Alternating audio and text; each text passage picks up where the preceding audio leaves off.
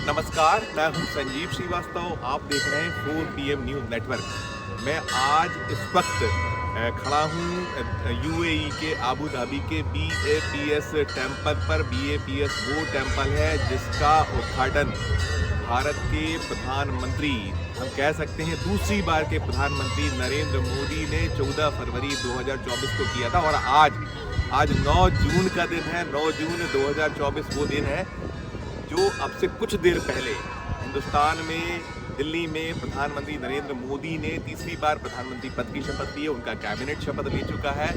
और इस वक्त जब मैं यहाँ खड़ा हूँ तो मेरे साथ कुछ मेहमान हैं। एक मेहमान है हिंदुस्तान से ही है, आपका शुभ नाम क्या है? मिस्टर राजीव व्यवहार। राजीव जी, आप कहाँ से हैं? मुंबई से मैं आया हूँ यहाँ। मुंबई से हैं आप। और मैं पहले आगे बढ़ने के बता दूं कि मैं इस समय यहाँ यूएई में दुबई आया हुआ था। मेडिकल इमरजेंसी कुछ मेरे परिवार में हुई थी, उसमें आया था। जो इमरजेंसी है उसको लेकर डॉक्टर्स अपना काम कर रहे हैं। और साथ साथ ईश्वर से प्रार्थना करने का अवसर मिला तो मैं यहाँ आया हुआ था। साथ साथ अवसर ऐसा था तो मैंने कहा क्यों ना बात की जाए, क्योंकि मेरे साथ एक मेहमान है राजीव जी आज शपथ ली है नरेंद्र मोदी ने प्रधानमंत्री के तौर पर तीसरी बार। पहली प्रतिक्रिया आपकी क्या होगी? तो देखिए, शपथ ली है और ये कंटिन्यूएशन रहा है बीजेपी गवर्नमेंट का। बट इस बार ये गवर्नमेंट बीजेपी की ना होकर एनडीए की गवर्नमेंट है। जैसा कि सब जानते हैं कि इस बार बीजेपी अपने दम पर मेजॉरिटी नहीं हासिल कर पाई है। तो कुछ कंट्रोल्स रहेंगे, कुछ मुश्किलात रहेंगे, लेकिन मैं ये मानता हूँ कि ये एक एब्सोल्यूट गवर्नमेंट से बेहतर एक कंट्रोल्ड गवर्नमेंट ज़्यादा अच्छी है, ताकि सारे लोगों का उसमें व्यू पॉइंट रहे और सारे लोगों को एक पार्टिसिपेशन मिले। तो उस लिहाज से देखा जाए तो ये सरकार थोड़ी सी पिछली दो सरकारों से अलग है, क्योंकि यहाँ पर सहयोगी दलों का भी इसमें कंट्रीब्यूशन रहेगा और सरकार को चलाना उतना आसान नहीं होगा जितना कि पहले होता। मैं यही सवाल करने वाला था कि इस बार दृश्य अलग है। नरेंद्र मोदी 2014, 2019 जैसे सशक्त नहीं है दल उनका, क्योंकि ये अब साझा सरकार है। नरेंद्र मोदी को साझा सरकार चलाने की कोई एक्सपीरियंस नहीं है। भले ही वे गुजरात के मुख्यमंत्री रहे, फिर 2014 से 2024 तक राज किया, लेकिन 2014 से 2024 के राज और इस राज्य में क्या कठिनाई है, किस तरह की मुश्किलें उनके समक्ष पेश आ सकती हैं? क्योंकि आप एक हिंदुस्तानी हैं, आप भी यहाँ आए हुए हैं, घूमने के लिए आए हैं। क्या आप पाते हैं, क्या आपको लगता है, क्या मुश्किलात या किस तरीके की कठिनाइयाँ मोदी को आई? मुश्किलात तो देखिए ये है कि थोड़ा सा जो एक हिंदुत्ववादी जो इमेज बीजेपी ने बना रखी थी और मुसलमानों को सिरे से किसी भी उसमें पार्टिसिपेट ना किए जाने की चीज़ें समझ देखने में आ रही थी, उन चीज़ों पर थोड़ी सी लगाम लगेगी और एक सर्वधर्म संभाव वाली चीज़ें अब बेहतर तरीके से उभर के आएंगी। क्योंकि बाकी जो पार्टीज़ हैं उनका वोट बैंक इस तरीके का नहीं है, चाहे बीजेपी, चाहे TDP हो, चाहे JDU हो, और भी दूसरा जो सहयोगी दल है, वो सब प्योरली के ऊपर अपनी राजनीति नहीं करते हैं। उनकी अपनी पहचान रहेगी, मान्य रहेगी, पूरा करना पड़ेगा। निश्चित में पूरा करना पड़ेगा। लेकिन अब जो अतिरिक्त ये भी दिख रहा है कि मजबूरी वाली सरकार है। आप पिछली जो सरकारें देखते रहे, मोदी ने एक तरफा राज किया, एक तरफा चलाया, किसी की सुनने की आदत उन्हें नहीं रही है, हम पाते रहे। तो इस बार जो हमने कैबिनेट में जो जगह मिली है उसमें भी हम देखते हैं कि प्रतिनिधित्व में बीजेपी काफ़ी नंबर्स में पीछे आई है। क्या आपकी है कि ये मानते हैं कि मजबूरी अभी से शुरू हो गई? बिल्कुल बिल्कुल। देखिए, ये पहले जैसी निरंकुश सरकार नहीं रही है और ये सरकार गवर्नमेंट विद कंट्रोल है। तो कंट्रोल है इसमें एनडीए के घटक गठबंधन। तो सरकार चलाना उनकी मजबूरी है, लेकिन साथ में मुश्किलात भी हैं जिनको उन्हें रिजॉल्व करना पड़ेगा। ईगोस टकराएंगे, क्लैशेस होंगे, लेकिन उन ईगोस पे बीजेपी को ही थोड़ा सा नीचे झुकना पड़ेगा, जो कि शायद पिछले 2 गवर्नमेंट में नहीं देखने में आया है। तो थोड़ा सा उनको अपना स्टांस चेंज करना पड़ेगा, बीजेपी को अपना नज़रिया चेंज करना पड़ेगा कि सरकार चलानी है और डेवलपमेंट लाना है। सहयोगी दलों को साथ में लेके चलना पड़ेगा और उनकी भी कुछ नहीं। आप सोचते हैं आप ऐसा कि वो चल पाएंगे? मोदी का स्वभाव नहीं है, हम लोग स्वभाव नहीं है, लेकिन कई बार क्या होता है कि मजबूरी बहुत सारी चीज़ें कराती है आदमी से। सरकार उनको चलानी है, क्योंकि अदरवाइज़ तो क्या होगा कि यदि वो इस तरह का अपना वो नहीं बदलाव में लाएंगे अपने स्वभाव में, तो सरकार मुझे लगता है ये चल नहीं पाएगी, गिर जाएगी सरकार। अब कैबिनेट तो बन गई है, कैबिनेट के बाद खींचतान विभाग को भी होना है। जब मेरे दर्शक ये देख रहे हैं तो वीडियो शायद विभाग बढ़ भी जाए, लेकिन आप मानते हैं कि जैसे पहले विभागों को लेकर रहा कि जो मनमाफिक था अब वो भी नहीं चल पाएगी, ये मान सकते हैं आप? हाँ, नहीं चल पाएगी। देखिए अब क्या है, देखिए विभागों को तो उस हिसाब से उनकी जो मांगे हैं उसको भी समझना पड़ेगा और देखना पड़ेगा बीजेपी को, और अपने ही हिसाब से सारे विभागों का बंटवारा अब नहीं हो सकता है। आपस में बैठ के अपने एनडीए के घटक दलों से बातचीत करके ही ये होगा। तो मेरा ये मानना है कि ये एक अच्छा डेवलपमेंट है इंडिया के लिए, और इस तरीके से जो है वो सरकार पे अंकुश भी रहेगा और सरकार अपने प्रोग्राम भी पूरे कर पाएगी। आप एक हिंदुस्तानी हैं, आप दुबई हैं इस समय, क्या आपको लगता है कि पूरे चुनाव में गलतियाँ किस प्रकार की क्या गलतियाँ हैं?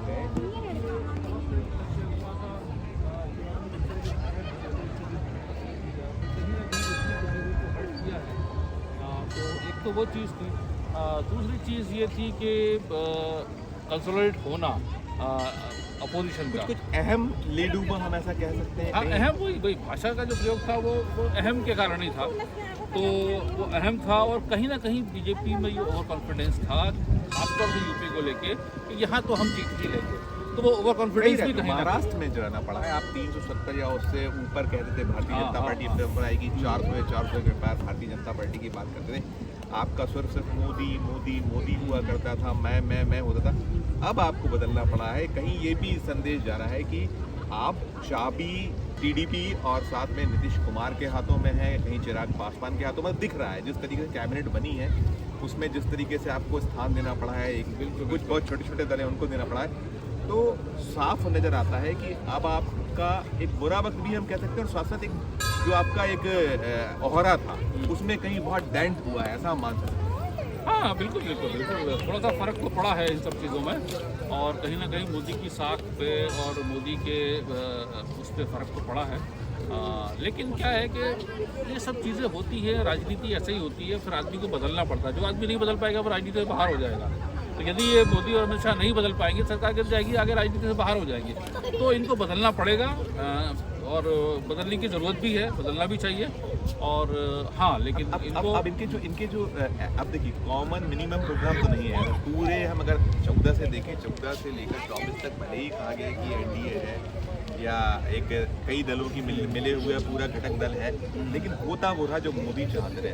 अब इस बार बहुत बदलाव है। देखिए मुस्लिम को लेकर पूरा जो आपने अभी कहा कि मोदी की भाषा, हिंदू मुस्लिम हुआ, आपने मंगलसूत्र भी देखा, आपने वो मुजरा भी सुना, सब चीज़ें आई, और ख़ासकर मुस्लिम आरक्षण। और मुस्लिम आरक्षण जो कहा था कि मैं नहीं होने दूंगा धर्म के आधार पर, लेकिन अभी टीडीपी का जो अपना एजेंडा है या नीतीश कुमार का जो एक अपना एजेंडा है, साथ साथ वो जो जनसंख्या वाला जो है एक मसला है ही कि जातिगत जनसंख्या करानी है, तो इन इश्यूज़ पर क्या कुछ होगा फिर? और भी चाहे वो सीए हो या और इस तरीके के जो प्रोग्राम्स थे उनका क्या होने वाला है? क्या आप सोचते हैं एज ए हिंदुस्तानी? नहीं, मेरे ख्याल से उनमें बहुत सारे प्रोग्राम्स में कहीं ना कहीं बैठ के बातचीत करनी पड़ेगी। हो सकता है बहुत सारी चीज़ें हों, कुछ चीज़ें अच्छी आ सकती हैं, कुछ चीज़ें ख़राब जो है उन पर बैठ के बातचीत की जा सकती है। क्योंकि मुझे ऐसा लगता है कि हर पार्टी अपना खुश करना चाहेगी, लेकिन कुछ चीज़ें ऐसी हैं जो हर पार्टी मानेगी, एक बार मिल बैठ के बातचीत होगी कि वो एजेंडा ठीक नहीं है गवर्नमेंट के लिए या देश के लिए। तो ऐसी चीज़ें मिल बैठ के बातचीत करती है, और वो मिल बैठ के बातचीत दादागिरी नहीं चलेगी, और मिल बैठ के बातचीत करके ही करना पड़ेगा। बार बार झुकना पड़ेगा हर जगह। आपको यदि सरकार चलानी और अगर आप नहीं झुके तो शायद सरकार गिर भी सकती है। आगे इंडिया तो घात लगाए बैठी है, और घात लगाना उसका वाजिब हो जाए। इशू बेस्ड राजनीति पूरे उसमें करती रही। मोदी ने इशू बेस्ड राजनीति नहीं की थी, तो ऐसे में क्या क्या मजबूरियाँ और नजर आती हैं? नहीं, मजबूरी यही है कि देखिए अभी कुछ इश्यूज़ को तो इन्हें टालना पड़ेगा। जो भी एजेंडा ये लेके पहले चल रहे थे, तो इनको इन्हें टालना पड़ेगा। अभी तो प्राथमिकता ये होगी किसी तरह सरकार चलानी है और उन लोगों को सेटिस्फाई करना है। तो उसमें कुछ चीज़ें ऐसी हो सकती हैं जो अपना बीजेपी का एजेंडा है वो नहीं पूरा कर पाएगी इसमें, और लेकिन कुछ जो कॉमन ऐसे प्रोग्राम्स हैं वो तो चलेंगे। इंफ्रास्ट्रक्चर डेवलपमेंट है, और बाकी इनको अभी ध्यान देना होगा स्वास्थ्य पे, एजुकेशन पे, ये ज़रूरी है। उसके लिए बाकी पार्टीज भी एग्री होगी। तो इस तरह के प्रोग्राम सभी इनको चलाने पड़ेंगे, और उन पर बैठ के बातचीत करके कैसे उसे इम्प्लीमेंट करना है वो देखना पड़ेगा। राजू जी, आपने बातचीत में बताया था कि आप मध्य प्रदेश से बिलोंग करते हैं, हिंदुस्तान के होने के। मध्य प्रदेश में जो 29-0 का एक नतीजा है, लेकिन वहाँ प्रतिनिधित्व नहीं मिल पाया है। जो पिछली बार तक 2 काबीना रही हैं, चाहे 14 से 19 और 19 से 24 सांसद मंत्री होते थे, वहाँ कर्टल हो गया है, कट चार्ट हुआ है। ऐसे ही आपको कई जगह खून का भी घूट पीते मोदी नजर आए हैं। बीजेपी के लोग जो उनका वो था नहीं मिल पाए, इस पर एक टिप्पणी। और शिवराज सिंह चौहान पे ही पूछूंगा। नहीं, देखिए वही बात वही है कि क्या है कि एमपी में जो परफॉर्मेंस आया है और उससे यूपी में जो परफॉर्मेंस आया है उसमें कहीं ना कहीं बीजेपी को अपना एक मंथन किया होगा, और मंथन करने का ये पाया होगा कि जहाँ पर अभी चुनाव होने वाले हैं, जहाँ पर सेटबैक है, यूपी के वजह शॉक टू बीजेपी, तो वहाँ पर कहीं ना कहीं उनको ज़्यादा प्रतिनिधित्व देना पड़ेगा, रिप्रेजेंटेशन देना पड़ेगा, ताकि ज़्यादा वो लोगों को उसमें कवर कर सके। तो ये उनकी मजबूरी है, राजनीति मजबूरी है, स्ट्रेटजी है, जो भी आप कह लें इसको, बट ये करना पड़ा है इनको। और उसी के तहत मुझे लगता है कि एमपी में थोड़ा सा कम पार्टिसिपेशन हुआ है। 4 बार के मुख्यमंत्री शिवराज सिंह चौहान रहे हैं, 6वीं बार सांसद बने हैं। उनकी मोदी की सरकार में ताजपोशी मंत्री के तौर पर हो गई। मामा हताश थे, नाराज थे। जो 2023 का विधानसभा चुनाव हुआ था, शानदार परफॉर्मेंस था, 163 सीटें लेकर आई थी भारतीय जनता पार्टी, लेकिन श्रेय नहीं दिया गया था मोदी शाह के बीच। लेकिन आज हमने देखा था सुबह, जब ये जो कैबिनेट के गठन के पहले मोदी ने सुबह चाय पे जब बुलाया तो फ्रंट में रो में मामा थे और बड़े खुश नजर आ रहे थे, दिख रहा था उनके चेहरे पर चमक, खुशी। उस पर आपकी टिप्पणी? नहीं, ये तो देखिए, मैं तो ये कहूँगा कि बड़ा ही स्ट्रॉन्ग कमबैक है शिवराज सिंह चौहान का, ये कि उन्होंने साबित कर दिया कि वो क्षेत्र पर मध्य प्रदेश पर जो पकड़ उनकी है वो किसी की नहीं है। तो भले ही पहले लोग कहते रहे होंगे वोट मोदी के नाम पे मिलते हैं, लेकिन वो साबित हो गया कि वोट मोदी के नाम पे नहीं, शिवराज के नाम पे मिलते थे एमपी में। अदरवाइज मोदी के नाम पे मिलते थे तो बाकी जगह भी मिले होते। तो शिवराज की पकड़ और मजबूत हुई है, देश उन्होंने साबित किया है कि वो वहाँ के जो है एकमात्र किंग हैं, और उन्होंने ये विधानसभा चुनाव में साबित किया। उसके बाद उनको हालांकि इग्नोर किया गया, बट एक बहुत ही अनुशासित सिपा सलार की तरह वो बहुत शांत बैठे रहे। उन्होंने कोई इस पर मतलब टिप्पणी नहीं की, ना ही कोई इस पर उन्होंने कमेंट किया। लेकिन वक्त फिर बदला, अभी उन्होंने फिर प्रूव किया अपने आप को, और अब आप देखिए कि मंत्री पद वो हासिल करके बैठे हैं और उससे उनका कद भी बढ़ा है। शिवराज सिंह चौहान को मोदी का सक्सेसर भी माना जाता है, इसमें टिप्पणी आपकी काफी तारीफ की। बिल्कुल देखिए, क्या कभी ऐसा वक्त बना, कुछ ऐसी स्थिति बनी तो क्या वो उसकी जगह ले सकते हैं? सब कुछ होता है, कौन वोट आपके लिए ला रहा है। यदि शिवराज सिंह वोट ला पा रहे हैं, और शिवराज सिंह का अभी चूँकि सेंट्रल में जाएंगे तो सेंट्रल में वो दूसरे स्टेट से भी कोऑर्डिनेट करेंगे, तो बिल्कुल सर वो उसके चैलेंज कर सकते हैं वो मोदी को, तो इसमें कोई शक नहीं। और उनकी जो पकड़ है मासेस के ऊपर वो जग जाहिर है। बिल्कुल। खैर जी, अंतिम सवाल करूँगा, हम एक लाइन में कहें तो क्या ये इस बार का जो ताज मिला है मोदी को, मजबूरी में जो उन्होंने समझौते किए हैं, या जिन दलों को जब वो कल तक बड़ा बुरा भला कहा करते थे, उनके साथ में समझौता करके सरकार बनानी पड़ी, क्योंकि ये कांटों भरा ताज है, ये है। बिल्कुल है, बिल्कुल मैं आपकी इस बात को बिल्कुल एग्री करता हूँ कि कांटों भरा ताज है। इस बार सरकार चलाना उतना आसान नहीं है जितना कि पिछले 2 बार था, क्योंकि तब मेजॉरिटी थी, जो चाहे डिसीजन वो लेते थे। बट अब ऐसा नहीं हो पाएगा। कोई भी निर्णय उनको लेना है, कोई भी चीज़ को इम्प्लीमेंट करना है, सभी दलों को साथ में बैठा के डिस्कस करके सब करना होगा, और कोई भी निर्णय को इम्प्लीमेंट करना इतना आसान नहीं होगा। हम ऐसा भी कह सकते हैं कि दांतों के बीच में जीभ की ताजपोशी हुई है कि ये कब कट जाएगी, कोई भरोसा नहीं है। बिल्कुल आप सही कह रहे हैं। राजीव जी, आपने हमसे बात की, बहुत धन्यवाद, बहुत शुक्रिया आपका। धन्यवाद। तो ये थे मिस्टर राजीव गहवार, जो हिंदुस्तान से आते हैं, और अभी जब मोदी कैबिनेट का गठन हुआ है तो मोदी कैबिनेट के गठन के बाद उन्होंने जो बातें की हैं, और मेरा एक जो सवाल था कि क्या ये दांतों के बीच में जीभ की ताजपोशी, उन्होंने इसको माना है कि निश्चित तौर पर इस बार मोदी जो है कांटों भरा ताज उन्हें पहनाया गया है, पहना है उन्होंने, और ये उनकी मजबूरी भी थी। और ये मजबूरी यदि वो इस सरकार को प्रॉपर तरीके से लेकर नहीं चल पाए अपने साथी सहयोगियों को, तो ये सरकार की हालत वैसी हो सकती है जैसी दांतों के बीच में जुबान की होती है। आप जरा भी इधर उधर हुआ तो जुबान कट जाया करती है। इस वीडियो में फिलहाल इतना ही। हम फिर किसी नए विषय, किसी नए वीडियो के साथ आपके पास उपस्थित होंगे। मैं बता दूं कि मैं यहाँ दुबई एक मेडिकल इमरजेंसी के लिए आया हुआ था। मेडिकल इमरजेंसी मैंने बताया वो अपने साथ चल रही है, डॉक्टर्स अपना काम कर रहे हैं, लेकिन मंदिर में मैं प्रे के लिए आया था, और मन चूँकि पत्रकार मन है वो मानता नहीं, और इतना ऐसा अवसर था कि उधर हिंदुस्तान में नरेंद्र मोदी शपथ ग्रहण समारोह उनका हुआ।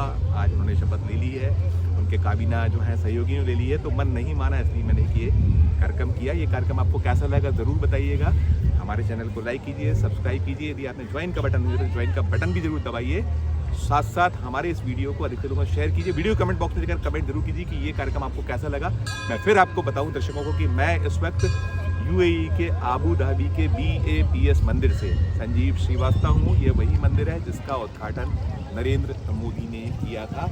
आप हमारा जो साथ है, सहयोग है, प्यार बनाए रखिए और देखते रहिए 4 PM न्यूज़ नेटवर्क। धन्यवाद, नमस्कार।